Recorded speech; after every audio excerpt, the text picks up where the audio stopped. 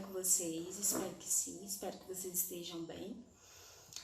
A gente vai dar continuidade à nossa aula de geografia, tá? A partir da página 293, onde a gente vai conhecer mais alguns povos que colaboraram de maneira significativa na formação da nossa cultura e do povo brasileiro como um todo, tá?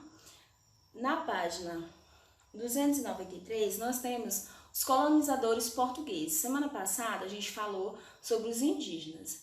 Hoje a gente vai falar sobre os portugueses, os africanos e alguns outros povos que colaboraram para a nossa formação, tá? Então, os colonizadores portugueses foram os principais colonizadores europeus a participarem da formação do povo brasileiro. Essa colonização ela teve início no século XVI, e eles estabeleceram os contatos com os primeiros indígenas que aqui já habitavam e iniciaram o processo de ocupação das terras que formariam o nosso território, né? Nosso território brasileiro. E aí os portugueses passaram a explorar as riquezas naturais que aqui já existiam, em especial o pau-brasil, o ouro, né? E começaram a desenvolver também algumas atividades econômicas, como a agricultura e a pecuária. E aí, a partir desse movimento aqui, né, eles começaram também a se envolverem, né, com os indígenas, principalmente com as indígenas, e começaram, né, a ter filhos com essas indígenas.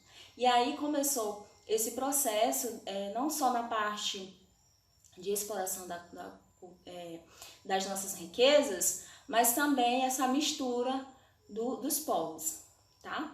Em seguida, lá entre os séculos XVI e o século XIX, vieram também os africanos, tá? Entre esses dois séculos, cerca de 4 milhões de africanos vieram para cá, para o nosso país, para trabalhar na atividade, mais ainda especificamente na lavoura de cana-de-açúcar, para a produção de açúcar. Tá? Esses povos, de imediato, eles vieram para isso, para trabalhar, né? Os africanos vieram para trabalhar nas lavouras de cana-de-açúcar. E aí, com o passar do tempo, foi que eles foram remanejados, né, para outras atividades, para outras plantações, começaram também a trabalhar dentro da casa dos seus senhores, tá? Começaram também a explorar as pedras preciosas, em especial as lá de Minas Gerais, lá em Minas Gerais, certo? Eles começaram a utilizar a mão de obra africana para a exploração, né, dessas pedras preciosas, como também, né, do ouro. E aí eles eram, como eu falei, também remanejados para os trabalhos domésticos. Os africanos, em especial, sofreram muito, certo? Com a questão, não é, dos maus tratos, com as questões desumanas que eles passavam, tá? Eles eram totalmente, não viviam totalmente sem direitos e forçados a trabalharem de maneira desumana. E caso eles se revoltassem, caso eles não fizessem como agradassem aos seus senhores, ou ao capataz, que era o que tomava de conta dos escravos, eles eram castigados. Eles apanhavam muito, ficavam sem se alimentar, uma alimentação que já não era, né, totalmente boa, balanceada, e aí eles sofriam muito com isso, não é? Como eu falei, eram desumanas as condições de moradia, de saúde, né, de direitos ali não existiam para eles. Foi um povo que sofreu bastante com o processo de escravidão. E aí no livro de vocês têm um exemplo aí do Pelourinho, que fica localizado lá em Salvador, na Bahia. Ele foi formado por casarões, igrejas e monumentos construídos pelos povos africanos escravizados. É muito bonito, não é? Esse lugar, esse local, mas muita gente sofreu para a construção dessas casas, desses casarões. Muitos povos, do povo africano sofreu para a construção, tá? Mas isso não deixa, né, de haver beleza nesse local.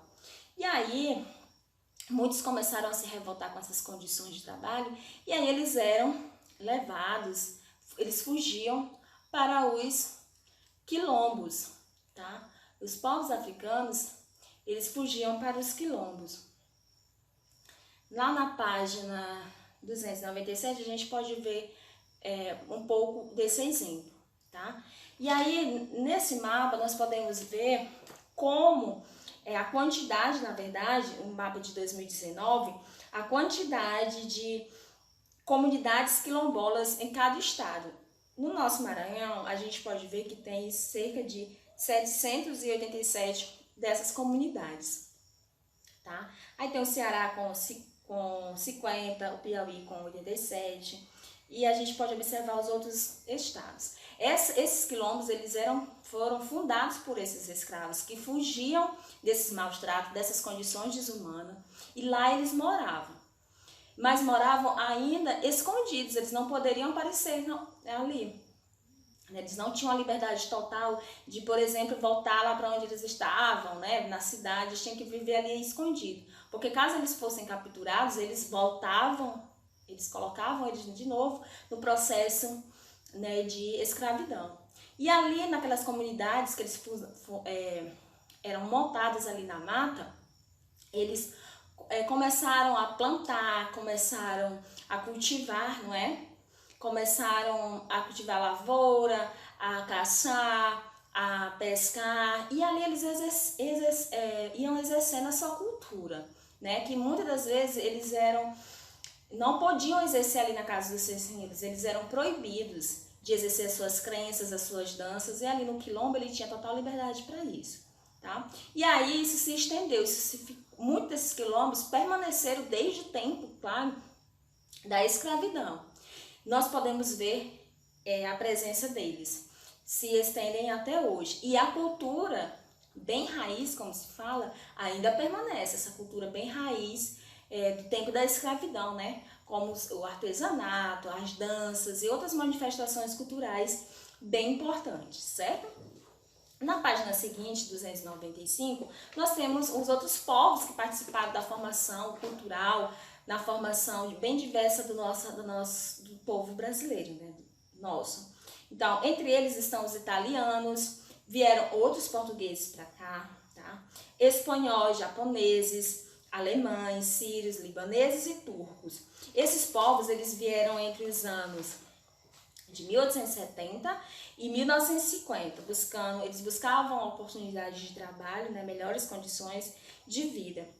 E durante esse período, o nosso país recebeu aproximadamente 4 milhões de pessoas. Então, foi muita gente vindo para cá, né? Então, de maneira significativa também, isso interferiu na nossa cultura, contribuiu para a nossa cultura, tá? Hoje nós temos a influência desses povos nos nossos ritmos musicais, como o samba, o sertanejo, o forró. Na nossa alimentação, nós temos a feijoada, nós temos as culturas típicas juninas, aliás, as comidas típicas juninas, não é? E muitas outras diversificações culturais nossas, como a dança, né? O carimbó, por exemplo, né? Uma dança indígena, certo? E aí a gente pode ver muitas outras manifestações que contaram com a contribuição desses povos, tá? Eu vou deixar para vocês as atividades que estão na página 296, 297 e 298. Vocês façam, respondam e fiquem bem.